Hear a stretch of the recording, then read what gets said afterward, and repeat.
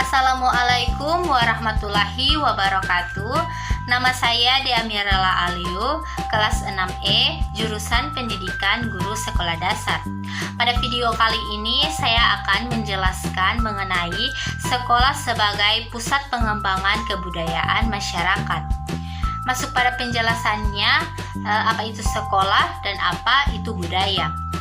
Sekolah merupakan bangunan atau lembaga untuk belajar dan mengajar, serta tempat untuk memberi dan menerima pelajaran. Sebagaimana yang telah kita ketahui bahwa sekolah merupakan salah satu tempat bagi peserta didik untuk menuntut ilmu. Dan dilihat dari kenyataannya sekarang, sekolah masih dipercaya oleh sebagian anggota masyarakat sebagai salah satu tempat untuk belajar, berlatih kecakapan, menyerap pendidikan atau proses mendewasakan anak. Fungsi sekolah yang pertama, sekolah mempersiapkan seseorang untuk mendapatkan pekerjaan. Yang kedua, sekolah sebagai alat-alat transmisi kebudayaan. Yang ketiga, sekolah mengajarkan peraturan sosial. Yang keempat, sekolah sebagai penyedia tenaga pembangunan. Yang kelima, sekolah membuka kesempatan memperbaiki nasib. Dan yang keenam, sekolah sebagai alat integrasi sosial. Nah, masuk pada kebudayaan. Budaya berasal dari kata Sanskerta, budaya, yang berbentuk jamak dari budi yang artinya akal. Jadi, kebudayaan ialah segala hal yang bersangkutan dengan akal. Dalam bahasa Inggris, kebudayaan yaitu kultur, yang artinya keseluruhan dari hasil manusia hidup bermasyarakat dan berisi aksi-aksi terhadap oleh sesama manusia sebagai anggota masyarakat yang merupakan kepandaian, kepercayaan, kesenian, moral, hukum, adat istiadat, dan lain-lain. Definisi kebudayaan dari beberapa pakar. Saya ambil salah satu, yaitu kebudayaan adalah keseluruhan yang kompleks dan yang mencakup pengetahuan, kepercayaan, seni, moral, hukum, adat istiadat, dan kecakapan serta kebiasaan lainnya yang diperoleh atau dihasilkan manusia sebagai anggota masyarakat, menurut Taylor. Perkataan kultur di Indonesia yang seperti saya katakan tadi bertitik berat kepada hasil hidup bersama di masyarakat.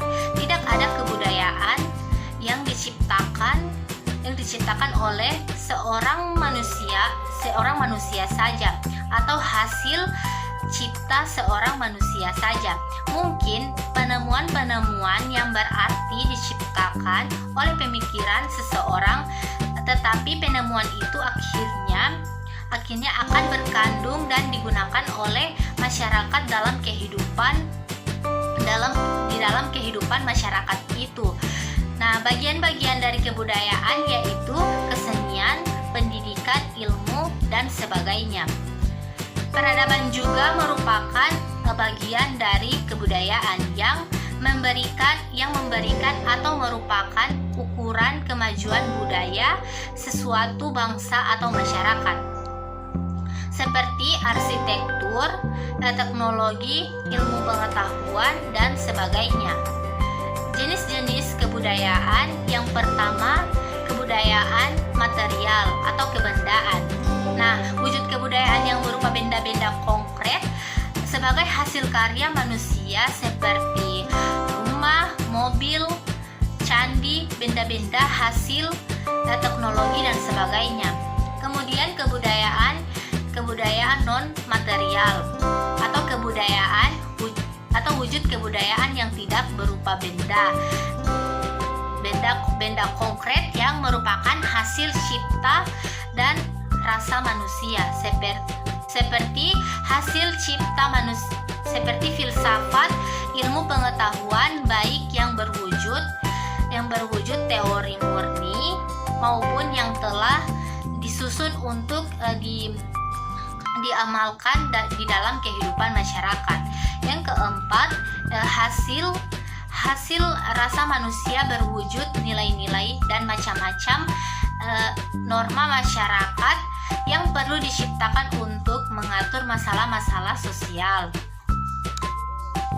Sekolah sebagai pusat kebudayaan adalah sekolah yang merupakan pusat-pusat nilai yang disepakati sebagai terpuji, dikehendaki, berguna, serta dipertaruhkan bagi kehidupan warga masyarakat, bangsa, dan negara.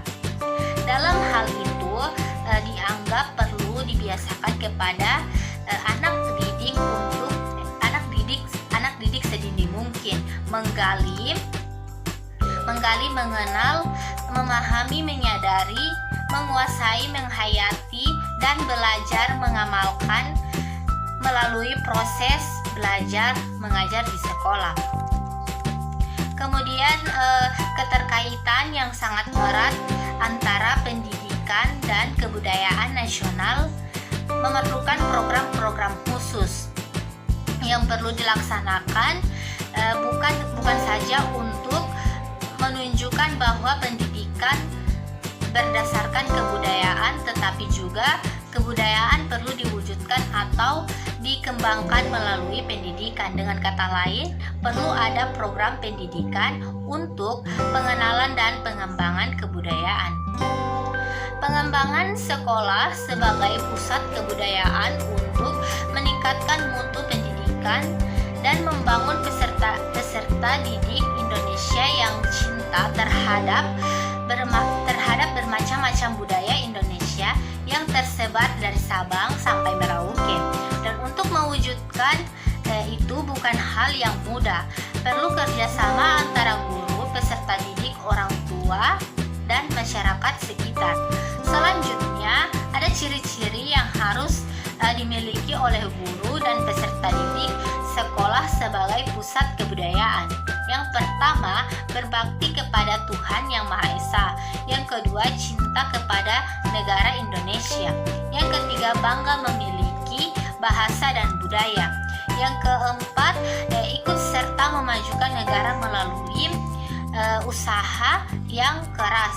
Kemudian yang kelima, bertanggung jawab terhadap kemajuan diri sendiri dan anak-anak. Yang keenam, toleransi terhadap sesama walaupun berbeda suku, agama, budaya dan bahasa. Kemudian yang ketujuh, berkeyakinan bahwa negara sangat memerlukan warga yang rajin, ulet, bertanggung jawab dan taat pada peraturan dan tahu akan kewajibannya. Di dalam sekolah tentunya banyak sekali perbedaan yang ada pada semua penghuni sekolah.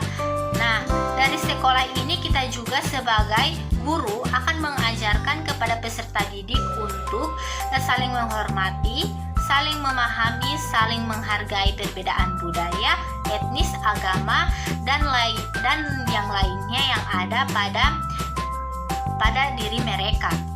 Perbedaan itu tidak menjadi penghalang bagi peserta didik untuk bersatu. Sekolah dikatakan sebagai pusat pengembangan kebudayaan karena di sekolah kita bisa belajar tentang kebudayaan baik sekolah formal maupun non formal. Banyak sekali mata pelajaran sekarang yang dikhususkan untuk mempelajari kebudayaan, contoh antropologi, sosiologi, dan lain-lain. Selain itu di sekolah terdapat banyak perbedaan suku, ras, bahasa, dan lain-lain. Di antara peserta didik itu juga bisa membantu peserta didik untuk saling mengenal dan mempelajari dari sesama temannya. Nah, Sedangkan dari sekolah non formal seperti kursus dan juga pelatihan yang sekarang sudah banyak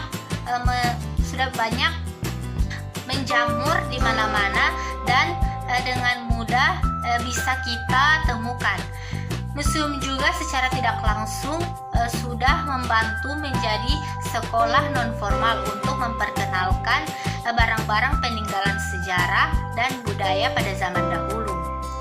Banyak sekali yang kita lihat sekarang para pemuda, khususnya para peserta didik, melupakan budaya Indonesia dan lebih memilih budaya luar seperti contoh tarian. Nah, sekarang banyak tarian dari negara-negara barat yang mempengaruhi masyarakat Indonesia. Apabila ini dibiarkan, maka budaya yang kita miliki akan hilang.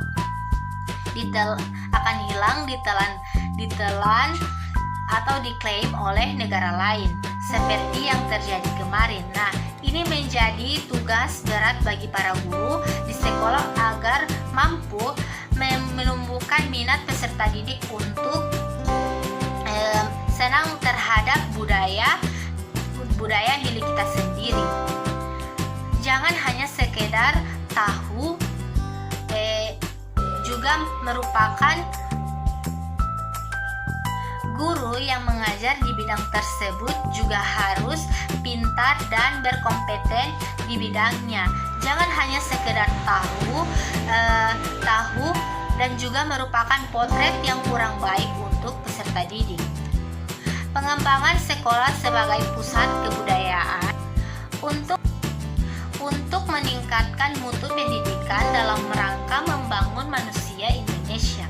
Secara terperinci, tujuan pengembangan sekolah sebagai pusat kebudayaan adalah yang pertama, 1, meningkatkan mutu pendidikan, yang kedua, menciptakan masyarakat belajar, yang ketiga, membentuk manusia Indonesia seutuhnya, dan yang keempat, menjadikan sekolah sebagai teladan bermanfaat bagi masyarakat sekitar. Ditinjau dari hubungan sekolah dengan masyarakat, di samping sekolah merupakan partner masyarakat, sekolah juga merupakan produsen yang melayani pesanan pendidikan dari masyarakat sekelilingnya. Sebagai produsen kebutuhan pendidikan masyarakat, sekolah dan masyarakat memiliki ikatan hubungan rasional di antara keduanya, yaitu yang pertama, adanya kesesuaian antara fungsi pendidikan yang diperankan oleh sekolah dengan apa yang dibutuhkan oleh masyarakat, orang tua, pemerintah, dan lembaga-lembaga sosial dan sebagainya. Mempelajari dan memperhatikan sekolah sebagai pusat kebudayaan diharapkan akan memperoleh manfaat ganda. Pertama, sebagai guru atau dosen dapat membantu menciptakan lingkungan sekolah di mana ia bekerja dan memperoleh nafkah serta mendharma baktikan dirinya pada kehidupan. Yang kedua, sebagai guru atau dosen dapat membantu para peserta didik agar dapat menghayati bahwa lingkungan sekolah adalah pusat kebudayaan. Bekal-bekal pendidikan dan keterampilan yang mereka terima dapat digunakan untuk menciptakan lingkungan sekolah pada tempat mereka nanti. Nah, dapat juga merupakan pusat kebudayaan yang bermanfaat bagi lingkungan sosialnya dan lingkungan kemanusiaan. Baik, itulah penjelasan dari saya mengenai sekolah sebagai pusat pengembangan kebudayaan. Apabila ada kesalahan, mohon dimaafkan. Wabillahi taufik wal hidayah. Wassalamualaikum warahmatullahi wabarakatuh.